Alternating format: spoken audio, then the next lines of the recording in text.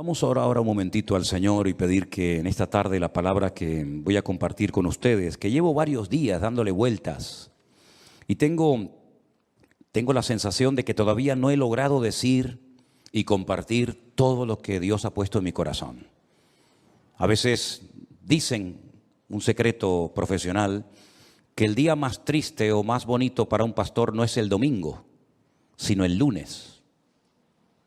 Porque el lunes es cuando piensas en la gente que faltó, la gente que tal vez no vino al culto, cómo salió el mensaje, si dijiste todo lo que tenías que decir o se te olvidaron muchas cosas. Gracias al Señor, para mí los días lunes son días de bendición y días de victoria, ¿verdad? Como cualquier otro. Pero a veces he tenido la sensación cuando llego a casa, sobre todo el domingo, ya el lunes ya me olvido, ya pienso ya en otras cosas, ¿no? Que no dije todo lo que tenía que decir, ni fui capaz de compartir todo lo que yo a nivel personal, en mi estudio de la palabra cada día, saqué de esta porción o de cualquier otra, ¿no? Pero vamos a orar juntos, si les parece, hermanos, para pedirle al Señor que en esta tarde, este hermoso salmo del cual voy a estar hablando, toque nuestros corazones y podamos aprender todo lo que tenemos que aprender en el día de hoy. ¿Les parece, hermanos? Vamos a orar. Señor, muchas gracias, Padre, porque cada vez que abrimos tu palabra, nuestro corazón se llena de gozo y de expectativa por lo que tú nos enseñarás, por lo que tú nos hablarás a través de ella. Te pido, Señor, que el estudio, la exposición de este hermoso salmo sea de bendición para todos los que vamos a oírlo y podamos aprender e interiorizar todo lo aprendido en el día de hoy. Ayúdanos, Señor, a estar atentos, tanto a la hora de compartir como a la hora de recibir, que tu nombre sea glorificado y que en esta tarde salgamos de aquí renovados y fortalecidos en la fe, en el nombre de Jesús. Amén y amén. Me gustaría primeramente ponerles en la pantalla, en las pantallas de la iglesia, un gráfico donde hemos hecho un pequeño resumen de los 150 salmos que tenemos hoy por hoy en nuestras Biblias. Realmente el libro de los salmos no es un libro, son 5 libros. Y esos 5 libros se llaman en su idioma original Teilín. Y yo ya he dicho muchas veces que todo lo que termina en in es masculino plural. Teilín significa alabanzas. Teilá es alabanza, Teilín es alabanzas. Este es el libro de alabanzas, el himnario, el libro de canciones del pueblo de Israel, que hasta el día de hoy se siguen cantando muchos de estos salmos.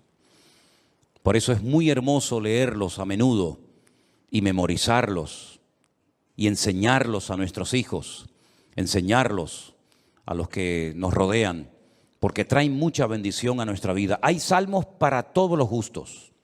Hay salmos 100% mesiánicos, es decir, salmos que apuntan a la vida del Señor Jesucristo. Por ejemplo, un salmo que describe los sufrimientos de Cristo en la cruz, el 22. Hay salmos que son oraciones, por ejemplo el 90, el Salmo 90, que por cierto mi suegra Esperanza se lo sabe de memoria, con la edad que tiene, es una oración que hizo Moisés. Y esa oración de Moisés la tenemos en la Biblia, ¿verdad? Señor, tú has sido nuestro refugio de generación en generación, antes que los montes nacieran y fueran formados la tierra, ¿verdad? Ese es el Salmo 90. Tenemos el más extenso, el capítulo más extenso de la Biblia, el 119, el que todos ustedes saben de memoria, ¿verdad? El más pequeñito, el 117, que es la letra de una antigua canción que cuando yo me convertí se cantaba mucho esa alabanza, pero ya como que se ha olvidado. Alabad al Señor, naciones todas, pueblos todos, alabadle, bendecid su nombre, ¿verdad? Tenemos el famoso Salmo 133, Inema tobu manaín shebedahim gam yahad. Mirad cuán bueno y cuán delicioso es habitar los hermanos juntos en armonía. Tenemos salmos proféticos, salmos que son quejidos, lamentos, ¿verdad? Tenemos la oración de los ancianos, la petición, el salmo de los ancianos, el salmo de las personas que ya han pasado a otra etapa de la vida. Es un salmo precioso también. Pero todos esos salmos se fueron recopilando a lo largo de la historia en diferentes periodos. Y ahí les he puesto un gráfico en las pantallas de la iglesia para que ustedes vean el proceso que experimentaron los salmos hasta poder recopilar los 150 y tenerlos en nuestras Biblias. Por ejemplo, los primeros 41 salmos, del 1 al 41, se recopilaron. No significa que se escribieron, pero que se recopilaron en la época del rey David. Porque hay algunos de esos salmos que son antes de la época del rey David. Por ejemplo, el que le cité a continuación, el 90, que es de la época de Moisés. Pero esos 41 primeros salmos se recopilaron, se reunieron y posteriormente se añadieron al libro de los salmos en la época del rey David. Otros salmos, por ejemplo, del 42 al 72 y del 73 al 89, se recopilaron en los tiempos de esos dos grandes reyes de Judá, los reyes del sur. Estos dos reyes fueron extraordinarios, Ezequías y Josías. Ezequías fue aquel rey que decidió meter el agua por debajo de Jerusalén para que si fuera sitiada, si los enemigos atacaban Jerusalén, no les cortaran el suministro de agua y se murieran de sed, esperando fuera los enemigos que Israel se rindiera.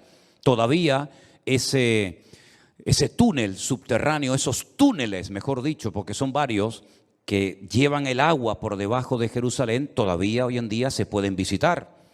Son los túneles que conectan la antigua ciudad de Jerusalén con el famoso estanque de Siloé. Y uno de ellos todavía recoge agua de lluvia y se puede pasar por él, incluso mojándose, el otro no.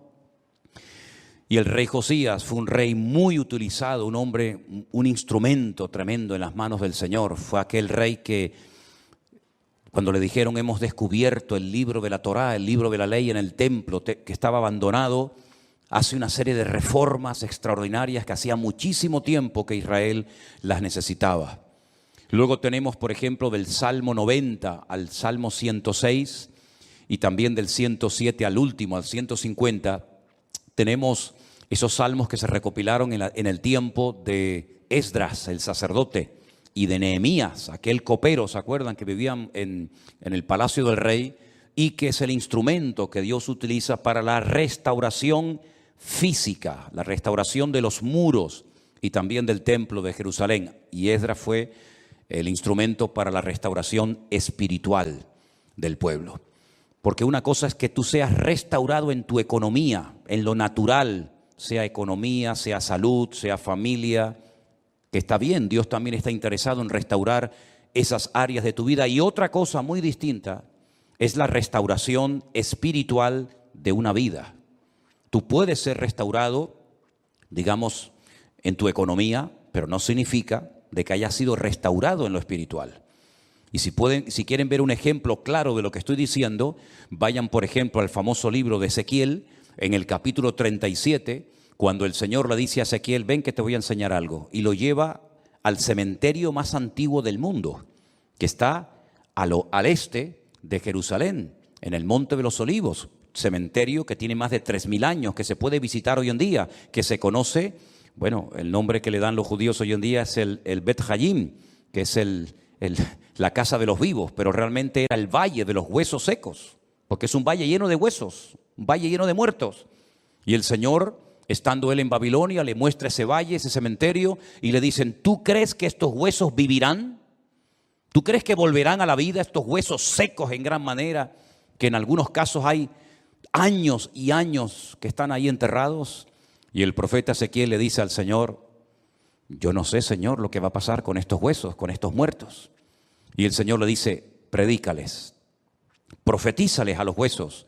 Y dice que mientras les predicaba, comenzaron a levantarse esos huesos y se formaron cuerpos humanos, seres humanos, con piel, con tendones, con miembros, con cuerpos. Pero dice que eran como muertos vivientes, les faltaba el espíritu. No se movían, estaban ahí quietos como zombies. Y el Señor les dice, les falta el espíritu, profetiza, habla para que el espíritu entre en ellos. Y al final del capítulo 37, el Señor le explica al profeta Ezequiel lo que significa esa visión y le dice, esta es la casa de Israel. Estos son los hijos de Israel, que van a experimentar un resurgir como pueblo, como nación, una restauración nacional, que en los tiempos de Ezequiel, era impensable, pero que nosotros sabemos que se ha producido en el siglo XX, en mayo de 1948, los huesos secos, esparcidos por todas las naciones de la tierra, se levantaron en un solo día como pueblo, y ahí están, con su himno, con su bandera, con su tierra, con su capital. Pero la restauración espiritual aún no se ha producido.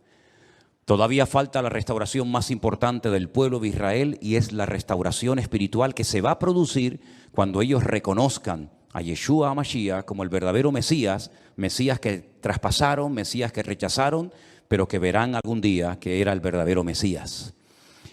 En los Salmos encontramos mucha información acerca de la restauración nacional y espiritual del pueblo de Israel.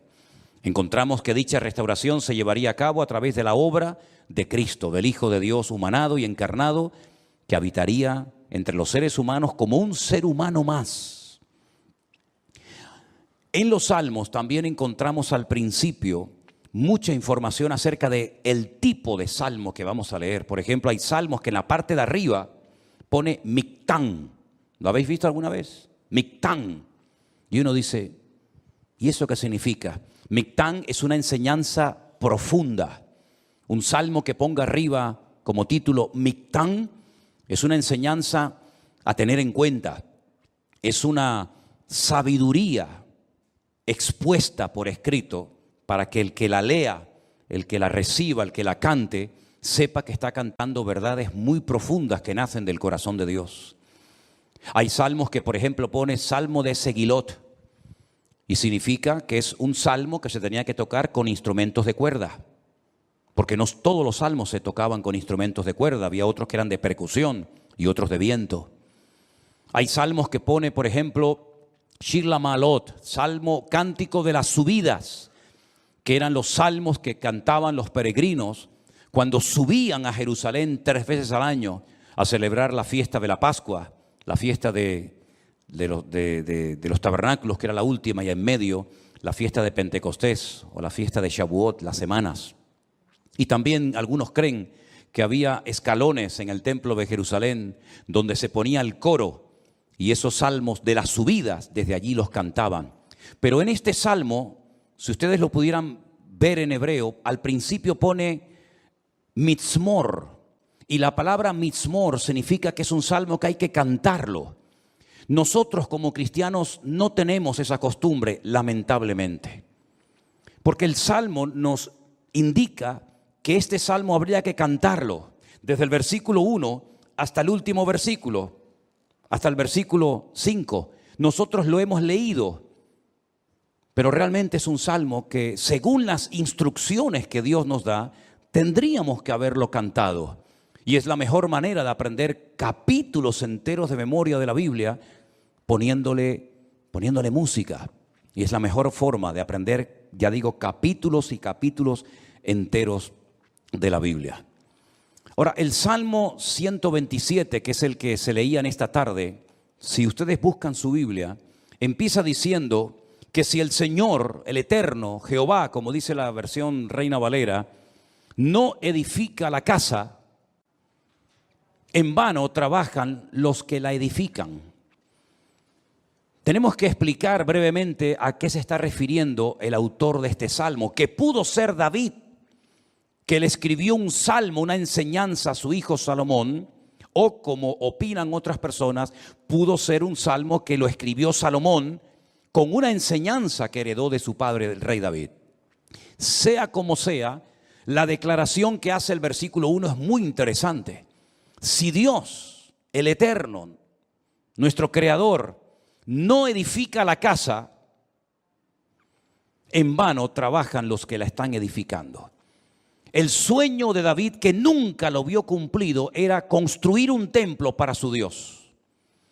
Dios nunca le dijo a David que lo hiciera, pero nació en el corazón de David el anhelo, el deseo de tener una casa, un templo, sobre todo para que el arca de la alianza, que tenemos ahí en la entrada de la iglesia como una réplica, para que ustedes pudieran ver el tamaño original que tenía el Arca de la Alianza en aquellos tiempos, en vez de estar debajo de una lona, debajo de una tienda de campaña, pudiera estar en un templo bonito, grande, bien decorado, espacioso, etcétera, etcétera.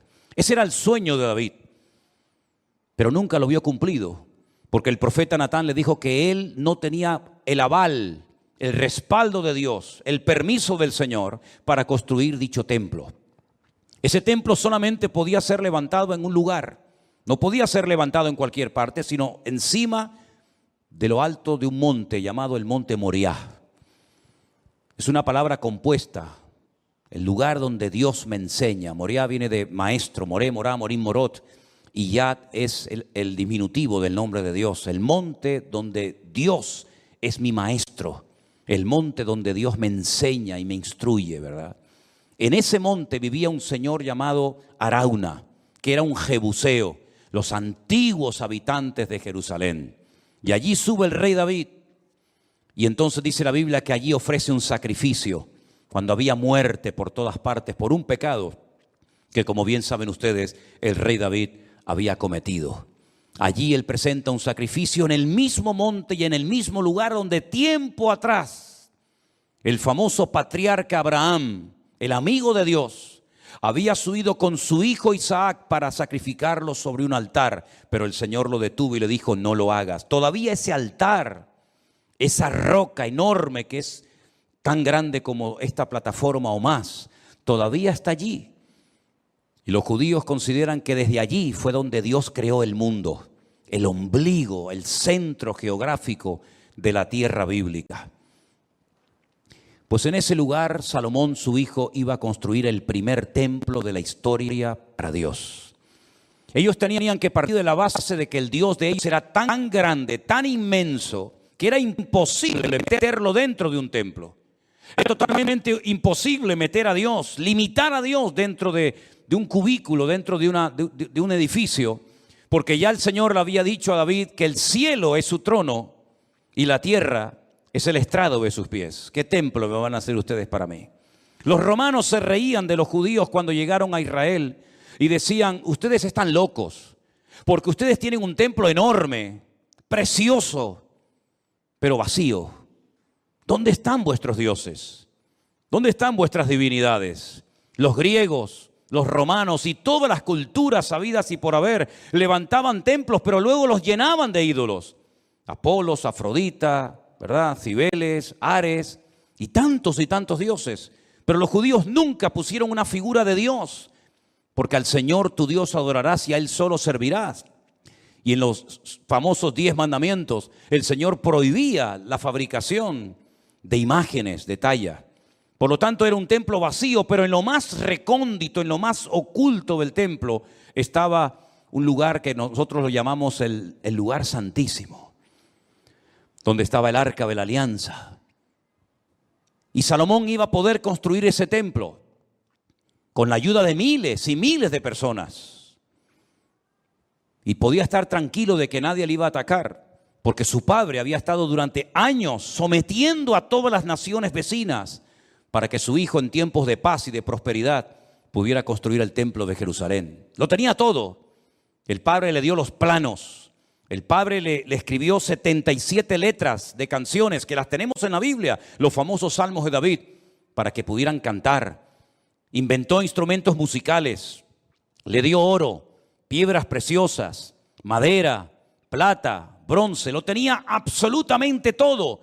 Y además Salomón hizo un pacto con el faraón, que eran expertos en aquella época en la fabricación de megaestructuras, porque los judíos nunca habían hecho un edificio tan grande, y mucho menos para Dios.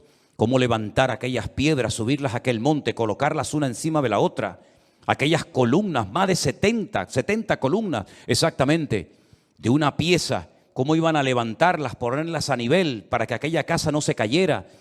El templo no tenía arcos, como lo inventaron los romanos, por eso los arcos le han permitido a las fabricaciones y a la arquitectura romana permanecer hasta el día de hoy, pero eran columnas y era muy difícil poner aquello en pie. Hay, por ejemplo, en la ciudad de Jerusalén, en un lugar donde yo he llevado a algunos hermanos alguna vez, una columna entera que es como de aquí al fondo de la pared, que se quebró y allí la dejaron y han pasado 2000 años y todavía aquella columna sigue allí. Él hizo un pacto con el faraón, se casó con su hija, hizo un pacto de no agresión. De hecho, su hija se murió en Jerusalén y hay en el torrente de Cedrón hay una pirámide pequeñita, recordando que allí está enterrada una mujer de origen egipcio, porque ella murió en Jerusalén. Y el faraón le ayudó a construir aquel hermoso templo.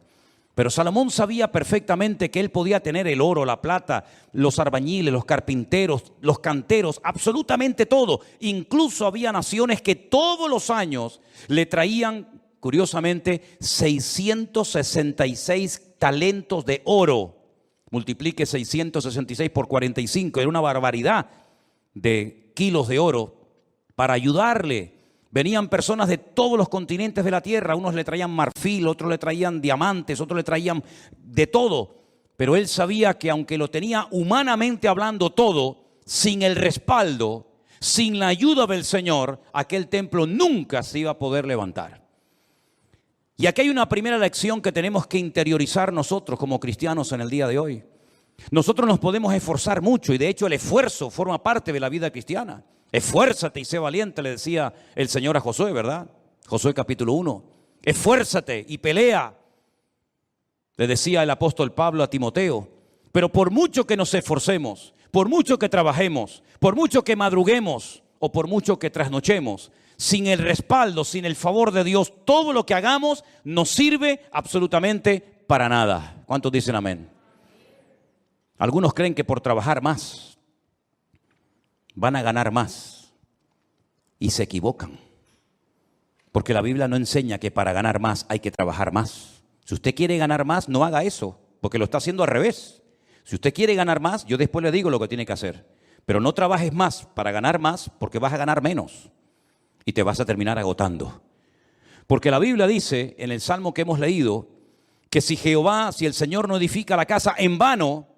Y esa palabra en vano, esa expresión en hebreo en vano, significa para que no llegues al agotamiento físico y mental. ¿Qué les parece? Para que no llegues a un momento que digas, ya no aguanto más, estoy reventado, estoy cansado. Llego el fin de semana, quiero descansar y el lunes voy igual de cansado, peor.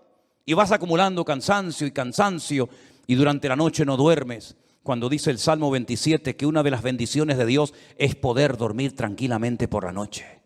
Dice que a sus amados el Señor les dará el sueño.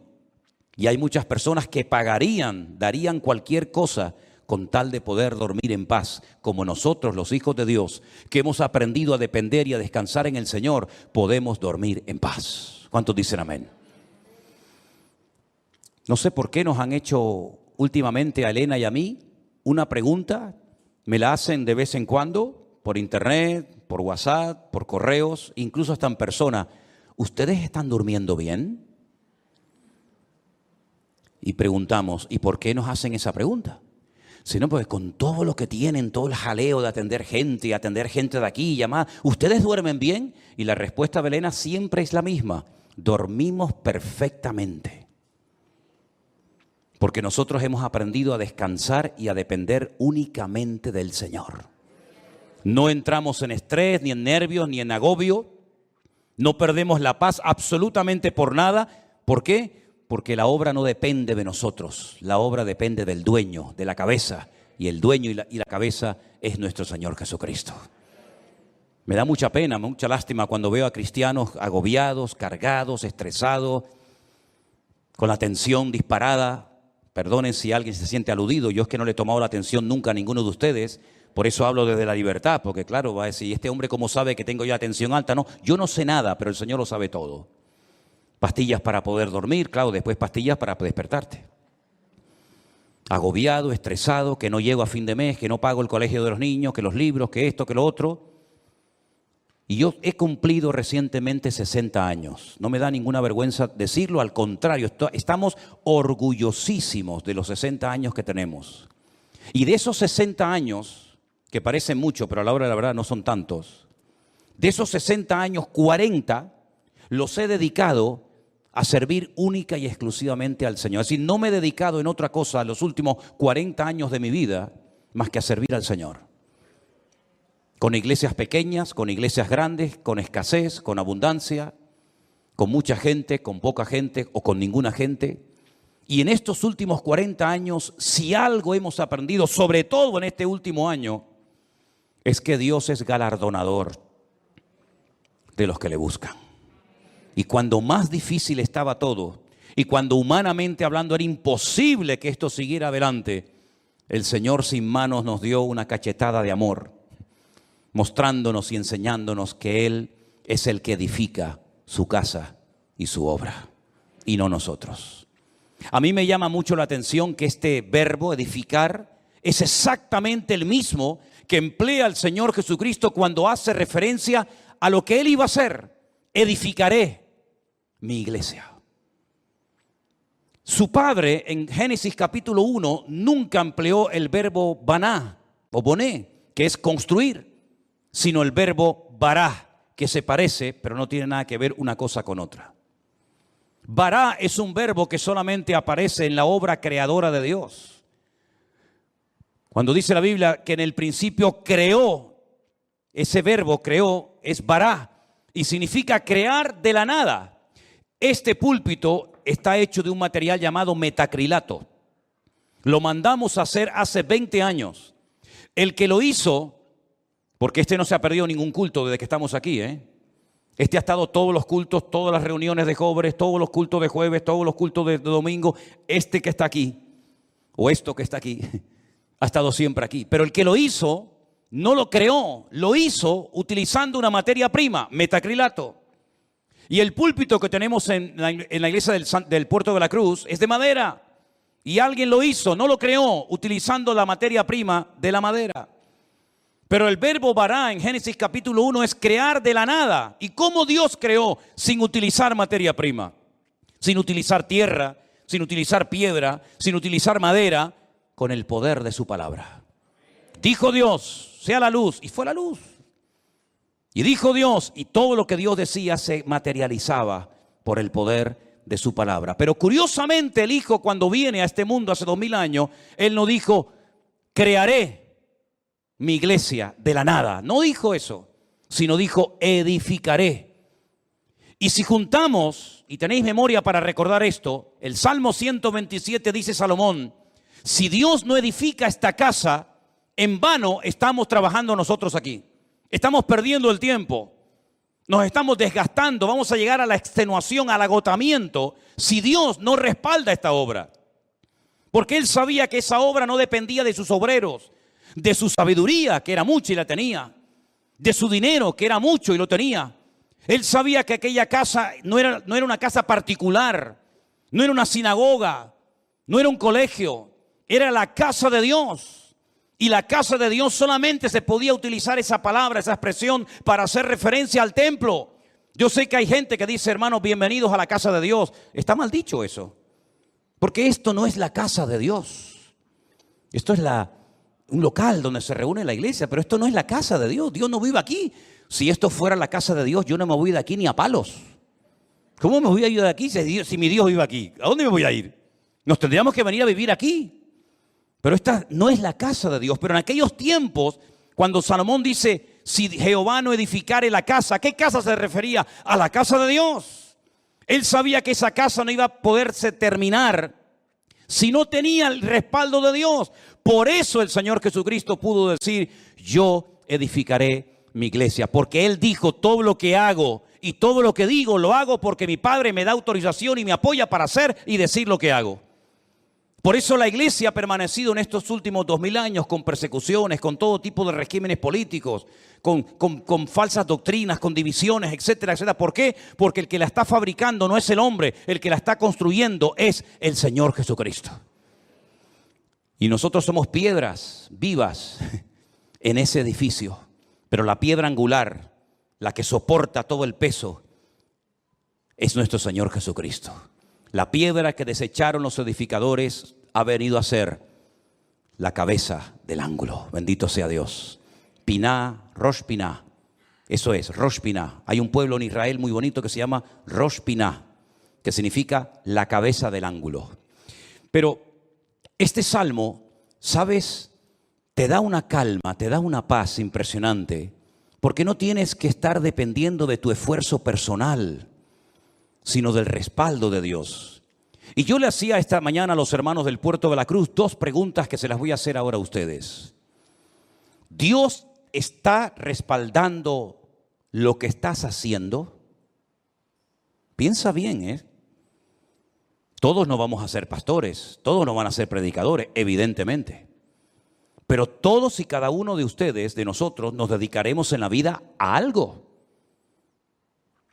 Pero mi pregunta es, ¿a eso a lo que hoy por hoy te estás dedicando, tú notas en tu vida el favor de Dios, el respaldo de Dios?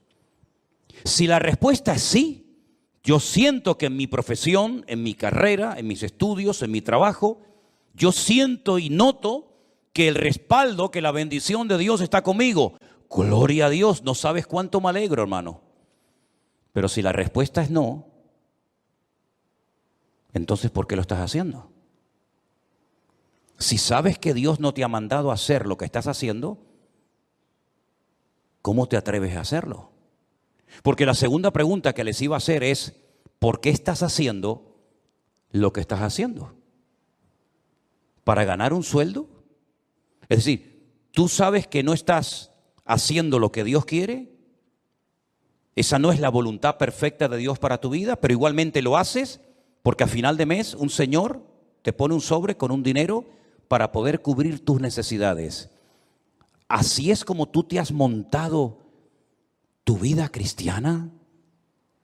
¿Te ves haciendo lo que estás haciendo tus próximos 10 años, 20 años de tu vida?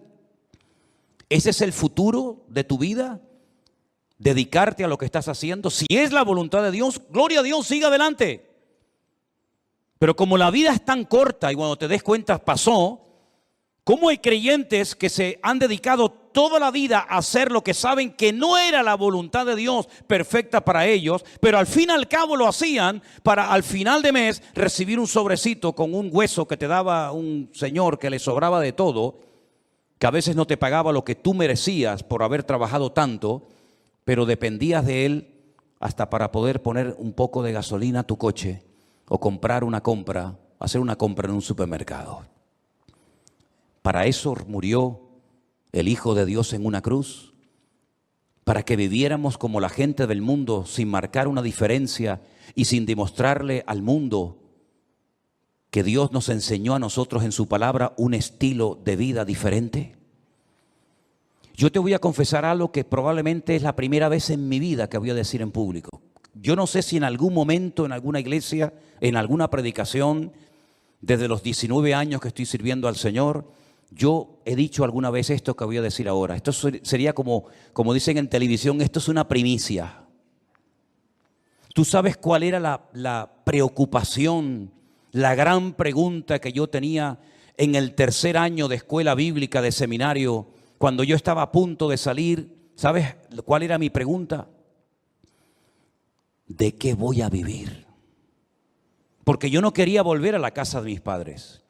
Porque yo le había dicho a mi padre que el Señor me había llamado. Y cuando él me preguntaba, ¿de qué vas a vivir? No había iglesias por ninguna parte. Hoy en día hay iglesias por todas partes. Pero en aquellos años, hace 40 años, no había iglesias prácticamente por ninguna parte. Eran contadas con los dedos de una mano las iglesias que, por ejemplo, había en Tenerife. Muchas de las iglesias que ustedes conocen o han visitado, o a lo mejor han estado, no existían. Las iglesias eran de 10, 15 personas, había muy poca gente, un culto de jóvenes con 5, 6 jóvenes, era un avivamiento. No había prácticamente nada y la pregunta que yo tenía en aquellos años era, ¿de qué voy a vivir? Porque no quiero volver otra vez a vivir en la casa de mis padres, porque sería entonces darle la razón al viejo de que me equivoqué y al fin y al cabo tengo que volver a vivir con ellos hasta para poder comprarme un par de zapatos. Pero casi la última semana de estudiar en aquella escuela bíblica en Las Palmas, en un piso allí cerca de las playas de las canteras, llegó un misionero, como eso ya les he contado en otras ocasiones, y me pidió que viniera aquí a Tenerife a echarle una mano en la obra. Y desde ese día, el 31 de mayo me gradué. Mayo tiene, enero, febrero, marzo, abril, mayo. Desde el 1 de junio de 1981. ¿Qué día es hoy? ¿Cuál? 31 de octubre, fíjate. Desde el 1 de junio de 1981 hasta el 31 de octubre del 2021, yo no he hecho otra cosa en mi vida más que servir al Señor. Me pude casar, pudimos viajar, hemos fundado iglesias en algunos lugares y estamos disfrutando de la obra del Señor como nunca jamás en la vida habíamos soñado. Sabemos lo que es estar sentado en una cama con una libreta, con una calculadora, sacando los gastos del mes y diciendo, no llegamos, no llegamos, no llegamos. Pero también sabemos lo que es, el Señor es mi pastor y nada me faltará. Hemos aprendido a vivir en escasez como no te imaginas.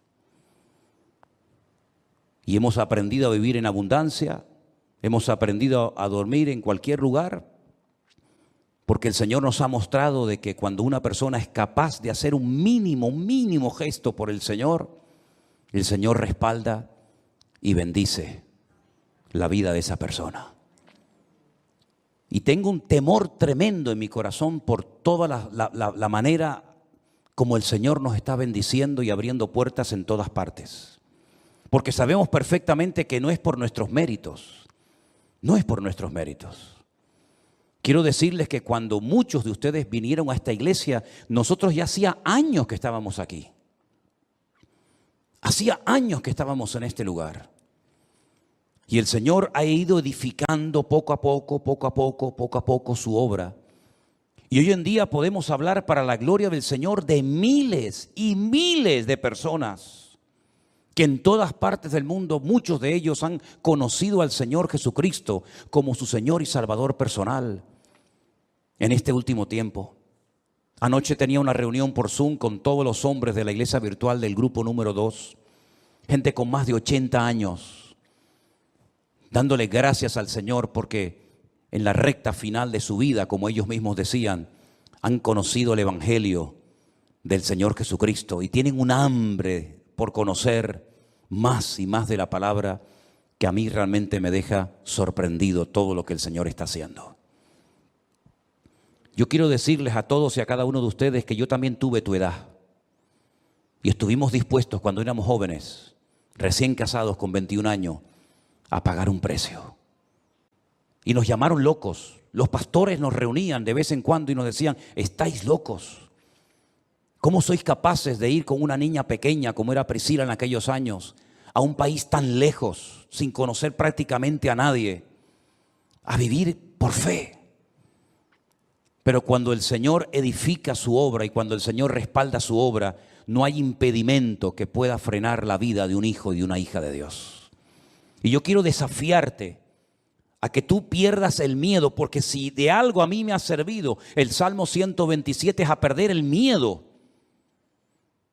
Si Anderson, que está conectado al liderazgo y a los coordinadores de la iglesia virtual número 1, les hablara acerca de lo que cuesta, del presupuesto enorme que cuesta el hacer todas las actividades, nos quedaríamos con la boca abierta. Pero el Señor ha suplido de una forma increíble, porque el Señor es galardonador de los que le buscan y cuando Él edifica la casa, no hay nada ni nadie que la pueda detener. Fíjate que en el Salmo 121, si te das cuenta, habla de la casa de Dios, es decir, lo principal, la obra de Dios, nada ni nadie la va a detener. Pero en segundo lugar, habla de la ciudad. Si Jehová no guardare la ciudad, en vano vela la guardia. Este versículo, cada vez que me tocaba a mí guardia en el ejército y te daban todas las balas y la metralleta y el armamento para estar de guardia, yo siempre lo decía en alta voz: si el Señor no guardare la ciudad, en vano vela la guardia.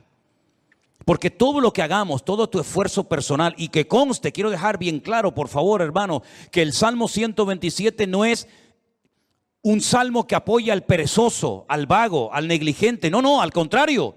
El esfuerzo forma parte de una vida cristiana normal. Pero todo nuestro esfuerzo, nuestro sudor, nuestro trabajo no sirve de nada si el Señor no respalda lo que estamos haciendo para Él. Absolutamente de nada. Luego es un golpe al ego del hombre, porque la gloria no me la llevo yo. Yo he sido el que he edificado, como decía Salomón, Nabucodonosor, ¿se acuerdan? Yo fui el que levanté la gran Babilonia. Y al final tuvo 7 años viviendo en un monte como un animal, para que el Señor pudiera arrancar de su corazón la arrogancia y el orgullo. Porque una persona arrogante, acomplejada u orgullosa no es digna de estar sirviendo al Señor. Una persona con orgullo, una persona que se le sube a la cabeza lo que tiene, lo que es o lo que hace, es una persona que no está capacitada para estar al frente de una obra. Por eso a mí me da alegría ver al hombre más sabio de la tierra, a uno de los hombres más ricos del mundo, como era Salomón, que cuando la reina de Saba vino y lo visitó, le dijo: lo que me contaron no es ni el 1% de lo que ven mis ojos. Que él reconozca que el éxito de aquella obra no estaba en él, sino estaba en su Dios. Y nosotros tenemos que aprender hoy más que nunca, que tenemos que aprender a depender de Dios. Y eso hay que enseñárselo a nuestros hijos y hay que enseñárselo a los jóvenes de la iglesia, para que nos demos cuenta de que en estos tiempos donde la economía está en crisis y donde el mundo irá, según la Biblia, de mal en peor, nosotros estemos preparados y sepamos adaptarnos a las circunstancias y no perder la paz ni el equilibrio, porque el Señor es nuestro Dios y estará con nosotros todos los días hasta el fin del mundo. Madrugar y trasnochar sin el respaldo de Dios no sirve absolutamente para nada. El Salmo 127 es un salmo donde el Señor nos muestra que cuando dependemos de Él podemos estar tranquilos. Y mire lo que dice: por demás es que os levantéis de madrugada y vayáis tarde a reposar, por demás, y que comáis pan de dolores, pues que a su amado dará Dios el sueño. Y ahora yo te pregunto a ti, ¿y ustedes cómo duermen? ¿Dormiste bien anoche? ¿O estabas dando vueltas y vueltas y vueltas en tu cama sin poder conciliar el sueño? Una de las señales de que nuestra alma está alineada con Dios es que nuestro cuerpo y nuestra mente puede descansar tranquilamente durante la noche. Una mente atormentada sin la paz de Cristo, sin tener esa comunión con el Señor, es imposible que tu cerebro pueda descansar durante la noche y dormir tranquilo, sabiendo en quién has confiado. Fíjate lo inútil que es rodearse de cosas o de personas para que te protejan y para que te ayuden, cuando no está el Señor controlando tu vida, tu economía, tu matrimonio, tu ministerio, tu iglesia, etcétera, etcétera. Por mucha gente que te rodee, por muchos amigos que tengas, por mucha economía que tengas, no sirve absolutamente de nada. Y te voy a poner un ejemplo tremendamente gráfico para que veas lo inútil que es rodearse de personas creyendo y confiando en ellos en vez de confiar y descansar en las promesas del Señor. ¿Os acordáis de Saúl? ¿Sabéis quién era Saúl? Sí, ¿verdad? El primer rey de Israel. Estaba obsesionado con matar al rey David o con el joven David. El rey en aquella época dormía en el centro del campamento. Se hacían círculos concéntricos de soldados alrededor del rey, de tal manera que si saltabas uno de esos círculos de protección, automáticamente en el segundo caías. Es como en las cárceles. ¿Veis que hay como un muro alambrado que si logras saltarlo, te encuentras a continuación otro y te quedas entre muro y muro, ¿verdad? En muchos bancos en la península, aquí en Canarias no se ve, pero en muchos bancos en la península tocas un timbre, te abren una puerta, entras, se cierra detrás de ti y la otra no se abre hasta que se cierre la anterior, para que así te quedes entre una y otra. El rey Saúl dormía rodeado de centenares de soldados y de su guardia personal en el centro del campamento. David una noche bajó de las montañas y atravesó el primer círculo, el segundo, el tercero y hasta el mismo lugar donde estaba el rey Saúl dormido. Cogió la lanza del rey Saúl, subió a lo alto de una montaña y cuando estaba lejos, comenzó a gritar: Abner, Abner, ¿qué haces? ¿Qué forma de proteger al rey es esa? Mira lo que tengo en la mano. He llegado hasta la misma presencia del rey Saúl, al que supuestamente tú tienes que estar cuidando. Te has quedado dormido. No has cumplido con tu deber. Y ahí hay un ejemplo gráfico de cómo un rey rodeado de cientos de soldados que se quedan dormidos. Ahora puedes entender lo que dice el Salmo 127. Si el Señor no vela y cuida y protege a la ciudad, en vano vela la guardia. Todos se van a quedar dormidos espiritualmente hablando en estos últimos tiempos. Los políticos se van a quedar dormidos y no van a saber discernir el mundo espiritual. Los bancos se van a quedar dormidos y van a ser esclavos del próximo sistema mundial de economía. Los religiosos se han quedado dormidos hace siglos y son incapaces de discernir los tiempos y las ocasiones. Y la iglesia no puede entrar en ese juego. Por eso dice el apóstol Pablo: es tiempo de despertarnos del sueño. Despiértate tú que duermes y te alumbrará Cristo. Hay un sueño, ¿verdad?, profundo que experimentó Adán. Pero fue un sueño que Dios produjo para que no le estorbara en la obra que el Señor estaba haciendo. Pero hay otro sueño de tipo espiritual que te adormece el alma, que atonta tu espíritu, que ciega tu entendimiento y que cauteriza tu conciencia y que te impide reconocer que a veces lo que estás haciendo no es la voluntad de Dios. Es un juguete, un entretenimiento del sistema faraónico del mundo que te da todo a cambio de nada. Y al final de tu vida no has hecho nada y te has creído que Dios estaba respaldando tu obra, tu ministerio, tu imperio, tu reino, pero has tirado por la borda tu vida y te has bajado a lo profundo del barco mientras había una tormenta arriba. Tú te has quedado dormido y en vez de actuar marcando una diferencia, dejaste que el mundo te marcara y te manipulara a ti. Por eso, mis queridos hermanos, el Salmo 127 es de sacudir nuestras conciencias y despertarnos ante la realidad. ¿Qué estoy haciendo con mi vida? ¿Qué estoy haciendo con mis recursos? ¿Qué estoy haciendo con mi tiempo? ¿Qué estoy haciendo con mi juventud? ¿Qué estoy haciendo con los dones y talentos que Dios me dio? ¿Qué estoy haciendo en definitiva? Porque si lo que estoy haciendo no tiene el respaldo de Dios, ¿para qué lo sigues haciendo? ¿Es que acaso el Señor no dice en su palabra: el justo por la fe vivirá? ¿O es que eso solamente eran unas palabras bonitas que Martín Lutero en esta época del año, hace muchos siglos atrás, sacudió su conciencia, le hizo reconocer y recapacitar que el sistema religioso en el que estaba envuelto estaba envenenado y corrompido? Son unas palabras bonitas de un profeta del Antiguo Testamento que sí, quedaron muy bien, pero que hoy en día no tienen ningún efecto. Eso funciona, es realmente así, eso es real. ¿Funcionan las promesas de Dios? Te pregunto, hermano. ¿Funcionan sí o no las promesas de Dios en tu vida? ¿Te fías de Dios? ¿Crees que Él te puede sanar, que te puede prosperar, que te puede bendecir? Pues te voy a dar algunas pinceladas para que empieces a entrar en una dimensión diferente en cuanto a tu relación con Dios. Primero, hay ciertas y determinadas cosas que hay que pelearlas y lucharlas en el campo de batalla.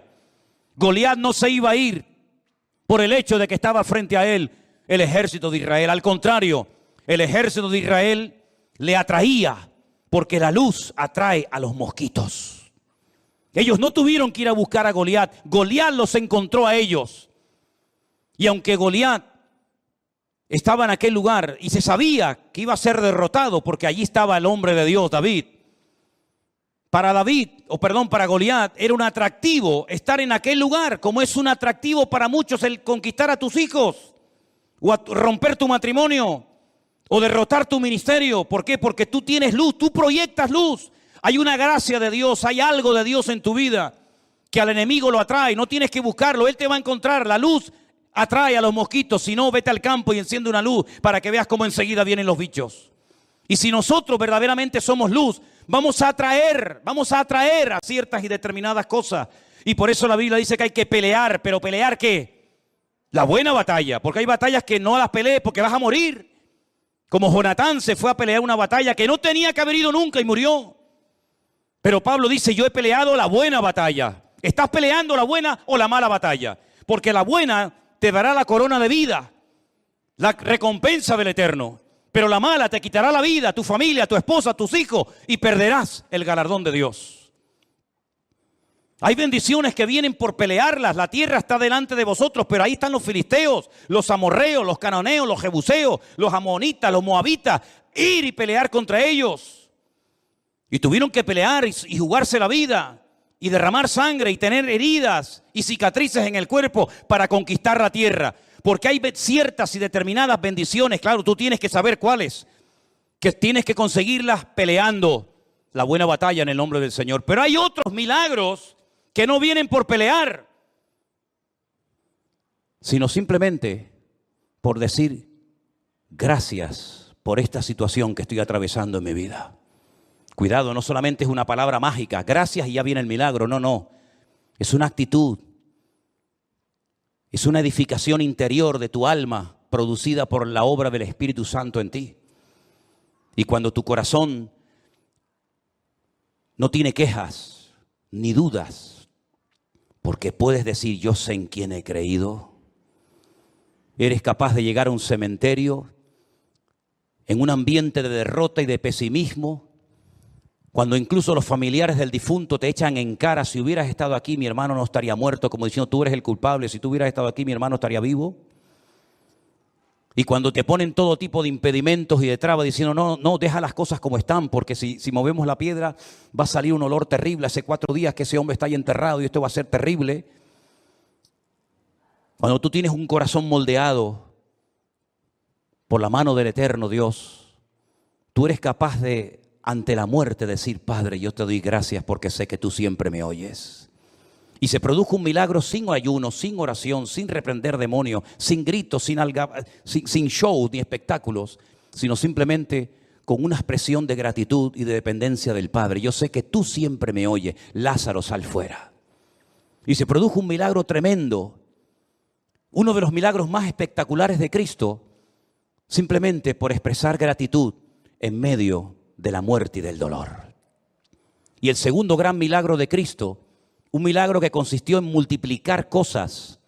En este caso no fue transformar elementos como agua o vino, sino crear cosas, multiplicar panes y peces de una forma incontable, en pleno desierto, donde no había recursos materiales para poder cubrir la necesidad de tantas miles y miles de personas.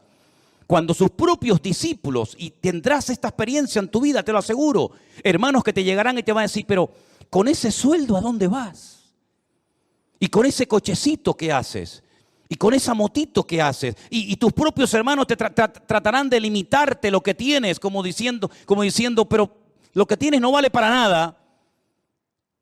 Cuando incluso uno se le acercó al Señor y le dijo, ni 300 denarios que tuviéramos, que no los tenemos, por cierto, pero si los tuviéramos, tampoco servirían para dar de comer a estas multitudes. El Señor toma lo poco y le enseña a los discípulos que en el peor momento de sus vidas, cuando acaban de recibir la orden, el desafío de darles vosotros de comer, aprendan a atender a la gente. Pero si no tenemos ni para nosotros. Sí, pero es que hay un principio. Cuando te descentralizas de ti mismo y te centras en Dios y en los demás, el aceite nunca faltará. Nunca faltará. Así que dadles vosotros de comer y yo os voy a enseñar cómo se les da a la gente hambrienta de comer. ¿Qué hay por ahí? Unos cuantos panes y peces, los cogió, los bendijo y dio gracias. Y dando gracias, comenzó a partirlo y le dijo, comenzar a repartir, comenzar a repartir, comenzar a repartir, y hasta llegaron a sobrar cestas enormes llenas de pedazos de la comida que el Señor había multiplicado. Hay milagros que vienen por pelear, hay bendiciones que vienen por pelear y jugarte la vida y hasta la extenuación si hace falta. Pero hay otros milagros que vienen cuando te relajas y dices, ya no puedo más, pero te voy a dar gracias por mi hijo, por mi enfermedad, por mi escasez. Te voy a comenzar a dar gracias y voy a comenzar a gozarme en lo que no entiendo. Y voy a transmitir ánimo, aliento y gratitud a mi familia y a mi gente que me rodea. Y vas a comenzar a ver milagros impresionantes en tu vida. Yo digo una cosa. ¿Qué tienes que perder? Imagínate que te funciona. Vas a estar toda la vida agradecido al Señor por haber aprendido a salir de la miseria, por haber aprendido a gozarte en la adversidad y por haber aprendido a ver la gloria de Dios en medio de las tormentas de la vida.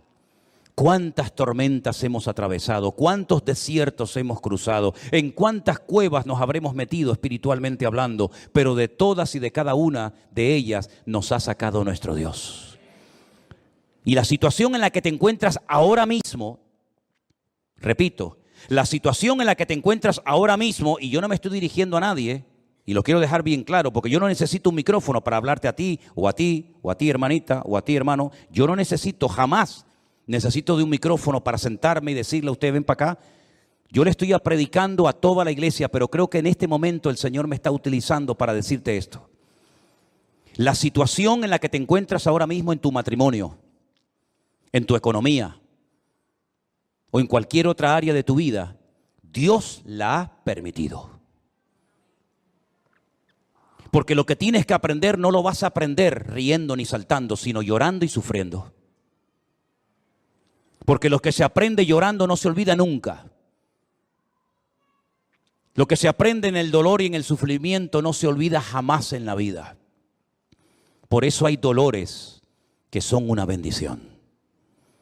Y por eso el Señor ha permitido que todos y cada uno de nosotros, con sus respectivas circunstancias, hayamos llegado a un punto en nuestra vida, con la edad que tienes, con la familia que tienes, con los hijos que tienes o no tienes, para que aquí le preguntes hoy al Señor, Señor, cuento con tu favor cuando mañana vaya a la calle a buscarme la vida en mi trabajo.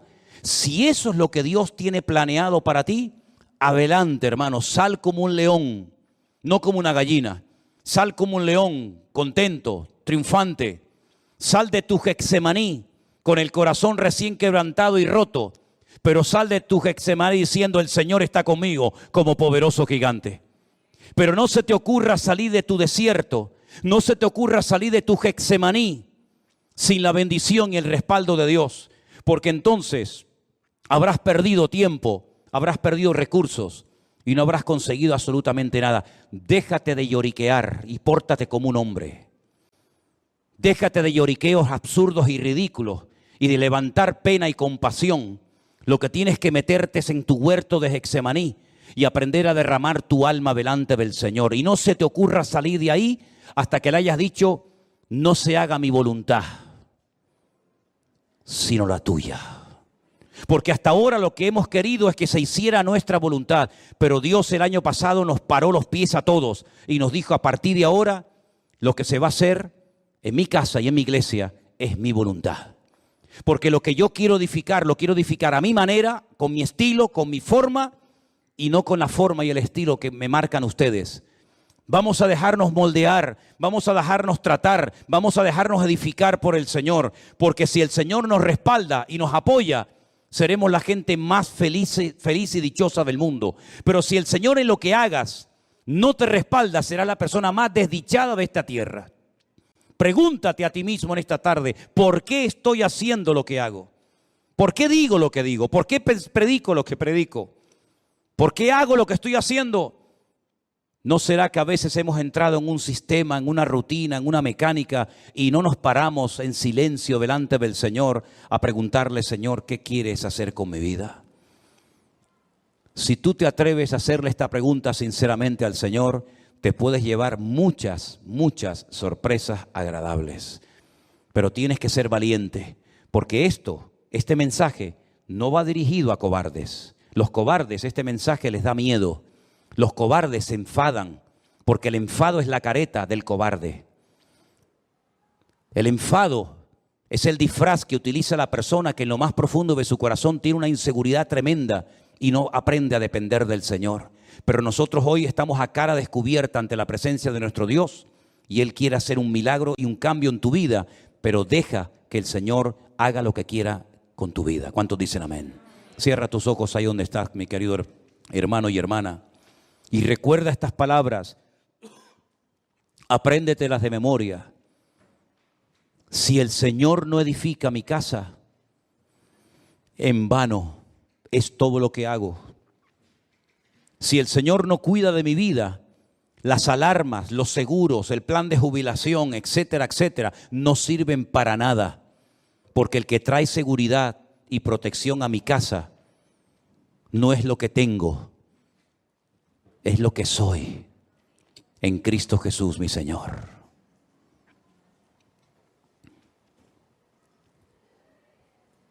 En esta tarde, Señor, hemos escuchado tu palabra atentamente y hemos reflexionado acerca de nuestra vida, de nuestra existencia.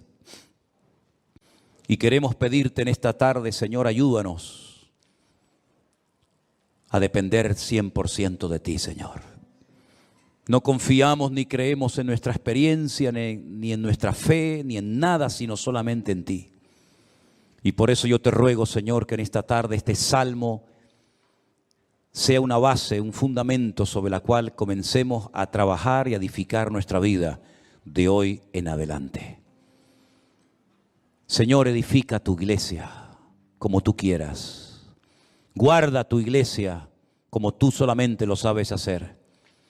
Y cuida de la vida de nuestros hijos, porque son las flechas, son las saetas que tú nos has dado para demostrarle al mundo que nuestra fe no muere con nosotros, sino que se la hemos traspasado también a nuestros hijos, a nuestra descendencia, para que tu nombre sea conocido en todas las naciones de la tierra. Guárdanos, Señor, en esta semana. Úsanos como nunca antes lo habías hecho. Y renueva nuestras fuerzas y danos sabiduría y de tu gracia, para que podamos en el nombre de Jesús glorificarte en todo lo que hagamos y en todo lo que digamos. En el nombre de tu amado Hijo Jesús. Amén. Y amén. Nos ponemos de pie, queridos hermanos.